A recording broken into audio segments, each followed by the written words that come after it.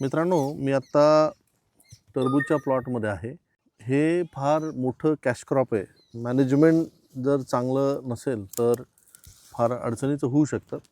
पण ठीक आहे, हरकत नाही. 2 फरक तुम्हाला दाखवतो.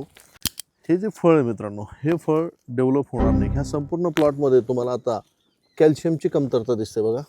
हे सुद्धा फळ डेव्हलप होणार नाही. हे सुद्धा फळ डेव्हलप होणार नाही. इवन हे सुद्धा फळ व्यवस्थित डेव्हलप होणार नाही. ह्या सगळ्या फळांमध्ये कॅल्शियमची कमतरता आहे. एकदम सोपं कारण हा देठ आहे. या देठापासून ही टेल, इकडची बाजू जास्त, इकडची बाजू कमी आहे. इथे कुठेही फळमाशीचा डंक नाही. थोडासा थ्रिप्सचा डॅमेज आहे.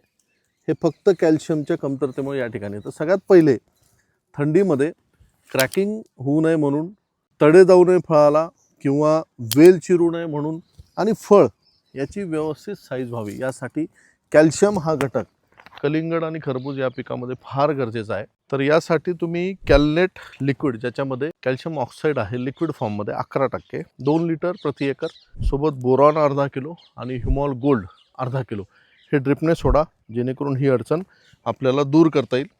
बऱ्याचशा फळांमध्ये इथे जर प्लॉटमध्ये बघितलं, मग आता ह्या फळाला सुद्धा याचा जो आकार आहे हा एका साईडने पूर्णपणे शॉर्ट झाला. फक्त एवढा आहे आणि ही बाजू जी आहे, ही बाजू किती बघा.